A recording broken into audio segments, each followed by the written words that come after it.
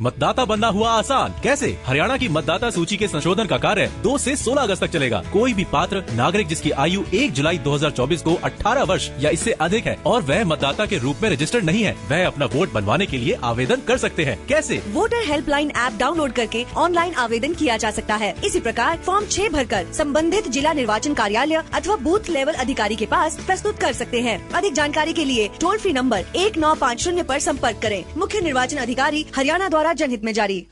नमस्कार, ये आकाशवाणी चंडीगढ़ है। अब आप प्रतिका से प्रादेशिक समाचार सुनिए। पहले इस बुलेटिन के मुख्य समाचार। प्रधानमंत्री रोजगार प्रोत्साहन योजना के तहत 1 करोड़ 21 लाख लोगों को रोजगार मिला। भारतीय रिजर्व बैंक ने यूपीआई के माध्यम से कर भुगतान की सीमा 1 लाख रुपए से बढ़ाकर 5 लाख रुपए की। रेपो रेट 6.5% ही रहेगा। हरियाणा सरकार ने कॉमन कैडर के कर्मचारियों को नियुक्ति देने का फैसला किया। आउटसोर्स और हरियाणा कौशल रोजगार निगम के कर्मचारियों को अन्य पदों पर नियुक्त करने के लिए संबंधित विभागाध्यक्ष को अधिकृत किया गया। पेरिस ओलंपिक्स में भारतीय पहलवान अमन सहरावत ने अल्बानिया के पहलवान को शिकस्त देकर सेमीफाइनल में प्रवेश किया और नीरज चोपड़ा अपना खिताब बरकरार रखने के लिए देर रात मैदान में उतरेंगे। अब समाचार विस्तार से। केंद्रीय श्रम एवं रोजगार मंत्री मनसुख मांडविया ने कहा है कि सरकार रोजगार सृजन के लिए 15 योजनाएं चला रही है। इसके परिणाम स्वरूप बेरोजगारी दर 6% से घटकर अब 3.2% रह गई है। श्री मांडविया ने कहा कि 2016 में योजना शुरू होने के बाद से प्रधानमंत्री रोजगार प्रोत्साहन योजना के तहत 1 करोड़ 21 लाख लोगों को रोजगार मिला है। उन्होंने कहा कि मुद्रा योजना के तहत 18 करोड़ 29 लाख रुपए के ऋण स्वीकृत किए गए और 49 करोड़ लोगों को मदद मिली है। भारतीय रिजर्व बैंक ने चालू वित्त वर्ष के लिए वास्तविक सकल घरेलू उत्पाद जीडीपी वृद्धि पूर्वानुमान को 7.2% पर यथावत रखा है, जबकि मौद्रिक नीति समिति ने रेपो रेट को 6.5% पर अपरिवर्तित रखने का फैसला किया है। आरबीआई के गवर्नर शक्तिकांत दास ने कहा कि मुद्रास्फीति गिरावट की राह पर है। श्री दास ने बैंकों को सतर्क रहने की चेतावनी देते हुए बैंकों से नवीन उत्पादों और सेवा पेशकशों के माध्यम से और अपने विशाल शाखा नेटवर्क का पूरा लाभ उठाकर घरेलू वित्तीय बचत जुटाने पर अधिक ध्यान देने को कहा। श्री दास ने टॉप अप होम लोन के बढ़ते वितरण पर चिंता व्यक्त की और ऋणदाताओं से सुधारात्मक कार्रवाई करने को कहा। भारतीय रिजर्व बैंक के गवर्नर ने 5 अतिरिक्त उपायों की भी घोषणा की। आरबीआई ने डिजिटल ऋण देने वाले ऐप्स का एक सार्वजनिक भंडार बनाने का प्रस्ताव दिया है। रिजर्व बैंक ने यूपीआई के माध्यम से कर भुगतान की सीमा भी 1 लाख रुपए से बढ़ाकर 5 लाख रुपए कर दी है। भारतीय रिजर्व बैंक ने कहा कि उधारकर्ताओं को अपनी क्रेडिट जानकारी के तेज अपडेट से फायदा होगा।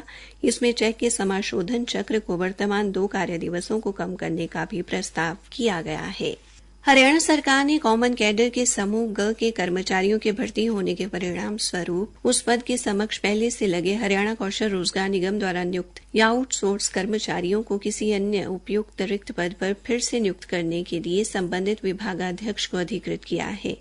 मुख्य सचिव कार्यालय द्वारा सभी प्रशासनिक सचिवों और विभागाध्यक्षों को लिखे एक पत्र में कहा गया है कि राज्य सरकार ने नए भर्ती हुए कॉमन कैडर समूह कर्मचारियों को जिलेवार पद आवंटित करने का निर्णय लिया है। ऐसे में यदि नए कर्मचारियों की नियुक्ति के कारण किसी कौशल रोजगार निगम या आउटसोर्स कर्मचारी को हटाया जाता है तो विभागाध्यक्ष को ऐसे कर्मचारी को किसी अन्य उपयुक्त पद पर रखने की अनुमति होगी। निर्वाचन आयोग के दिशा निर्देशानुसार हरियाणा विधानसभा चुनाव के दृष्टिगत राज्य स्तरीय मीडिया प्रमाणीकरण एवं मीडिया समन्वय समिति गठित की गई है। हरियाणा के मुख्य निर्वाचन अधिकारी पंकज अग्रवाल ने ये जानकारी देते हुए बताया कि अतिरिक्त मुख्य निर्वाचन अधिकारी श्रीमती हेमा शर्मा समिति की अध्यक्ष होंगी, जबकि भारतीय प्रशासनिक सेवा के अधिकारी मोहम्मद शाइन, केंद्रीय संचार ब्यूरो चंडीगढ़ की उपनिदेशक संगीता जोशी तथा हार्ट्रॉन के सहायक महाप्रबंधक अरुण बंसल इस समिति के सदस्य होंगे। पेरिस ओलंपिक में भारतीय पहलवान अमन सहरावत ने पुरुषों की 57 किलोग्राम भार वर्ग स्पर्धा में अल्बानिया के ज़ेलिम खान अबकारोव को 12-0 से शिकस्त देकर सेमीफाइनल में प्रवेश कर लिया है।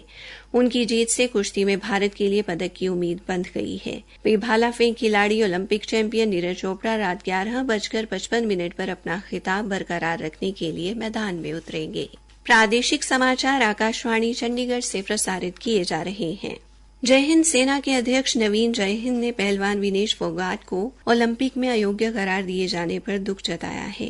जय हिंद ने विनेश फोगाट द्वारा संन्यास की घोषणा पर कहा कि हो सकता है कि उसने यह फैसला भावनाओं में बहकर लिया हो। उन्हें अपने निर्णय पर दोबारा सोचना चाहिए।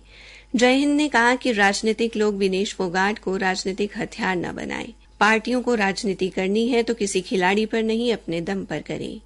इसी बीच उन्होंने जय हिंद सेना की तरफ से विनेश फोगाट को देसी घी का पीपा और 1 लाख रुपए देने की घोषणा की और हरियाणा के विधायकों और सांसदों से अपनी 1 महीने की तनख्वाह विनेश फोगाट को देने का अनुरोध किया ताकि विनेश को ये न लगे कि वो अकेली है। जय हिंद ने मनु भाकर और नीरज चोपड़ा को भारत रत्न देने की सिफारिश करने की मांग भी की। हरियाणा में 11 से 14 अगस्त तक सभी विधानसभा क्षेत्रों में तिरंगा यात्रा निकाली जाएगी। कैथल से विधायक लीलाराम ने आज अपने क्षेत्र में कार्यकर्ताओं से इस बारे विचार विमर्श के बाद कहा कि कैथल क्षेत्र में 12 अगस्त को तिरंगा यात्रा निकाली जाएगी।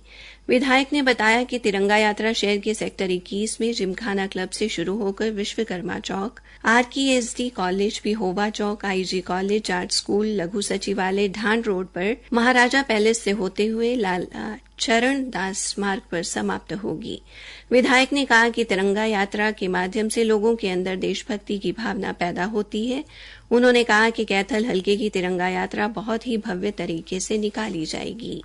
कैथल की अतिरिक्त जिलाधीश सी जया श्रद्धा ने आदेश जारी करते हुए कहा कि जिले में चाइना डोर की पतंगबाजी के लिए खरीद, बिक्री, भंडारण और इसके उपयोग पर भारतीय नागरिक सुरक्षा संहिता की धारा 163 के तहत पूर्ण प्रतिबंध लगाया गया है। ये आदेश जिले में 30 सितंबर तक लागू रहेंगे। प्रशासन ने कहा कि पतंग उड़ाने के लिए चाइनीज डोर तथा सिंथेटिक मांझे का उपयोग घातक होता है, ये हादसों का कारण बनता है। अतिरिक्त उपायुक्त ने सभी उपमंडल अधिकारियों को अपने अपने क्षेत्रों में इन आदेशों का पालन करवाना सुनिश्चित करने को कहा है। उन्होंने कहा कि आदेशों का उल्लंघन करने वालों के खिलाफ नियमानुसार कार्रवाई की जाएगी। पलवल में स्वतंत्रता दिवस के अवसर पर होने वाली पतंग और मांझे की बिक्री से पहले चाइनीज मांझे के खिलाफ विशेष निरीक्षण अभियान चलाया गया। अभियान के तहत उपमंडल अधिकारी नरेंद्र कुमार ने अपनी टीम के साथ गुप्तागंज, पैंट मोहल्ला व कैंप मार्केट सहित विभिन्न स्थानों पर पतंग और मांझा की दुकानों पर छापेमारी की। निरीक्षण के दौरान उन्होंने लगभग 1.5 दर्जन से अधिक दुकानों पर लगभग 46 चाइनीज मांझे के बंडल जब्त किए। उन्होंने बताया कि इस प्रकार के जानलेवा और पशु पक्षियों को घायल करने वाले मांझे राष्ट्रीय हरित प्राधिकरण के आदेशों के अनुसार पूरी तरह से प्रतिबंधित हैं। यदि कोई दुकानदार चाइनीज मांझे को बेचता हुआ पाया गया तो उसके खिलाफ कानूनी कार्रवाई अमल में लाई जाएगी। उपमंडल अधिकारी ने आमजन से भी आह्वान किया कि यदि कोई चाइनीज मांझा बेच रहा है तो वे इसकी सूचना प्रशासन को दे ताकि ऐसे लोगों के खिलाफ सख्त से सख्त कार्रवाई अमल में लाई जा सके। उन्होंने दुकानदारों से अपील की है कि वे चाइनीज मांझा की बिक्री न करें। अंत में मुख्य समाचार एक बार फिर। प्रधानमंत्री रोजगार प्रोत्साहन योजना के तहत 1 करोड़ 21 लाख लोगों को रोजगार मिला। भारतीय रिजर्व बैंक ने UPI के माध्यम से कर भुगतान की सीमा 1 लाख रुपए से बढ़ाकर 5 लाख रुपए की। रेपो रेट 6.5% ही रहेगा। हरियाणा सरकार ने कॉमन कैडर के कर्मचारियों को नियुक्ति देने का फैसला किया। आउटसोर्स और हरियाणा कौशल रोजगार निगम के कर्मचारियों को अन्य पदों पर नियुक्त करने के लिए संबंधित विभागाध्यक्ष को अधिकृत किया गया। इसी के साथ ये समाचार बुलेटिन समाप्त हुआ। मतदाता बनना हुआ आसान। कैसे? हरियाणा की मतदाता सूची के संशोधन का कार्य 2 से 16 अगस्त तक चलेगा। कोई भी पात्र नागरिक जिसकी आयु 1 जुलाई 2024 को 18 वर्ष या इससे अधिक है और वह मतदाता के रूप में रजिस्टर्ड नहीं है, वह अपना वोट बनवाने के लिए आवेदन कर सकते हैं। कैसे? वोटर हेल्पलाइन ऐप डाउनलोड करके ऑनलाइन आवेदन किया जा सकता है। इसी प्रकार फॉर्म 6 भरकर संबंधित जिला निर्वाचन कार्यालय अथवा बूथ लेवल अधिकारी के पास प्रस्तुत कर सकते हैं। अधिक जानकारी के लिए टोल फ्री नंबर 1950 पर संपर्क करें। मुख्य निर्वाचन अधिकारी हरियाणा द्वारा जनहित में जारी।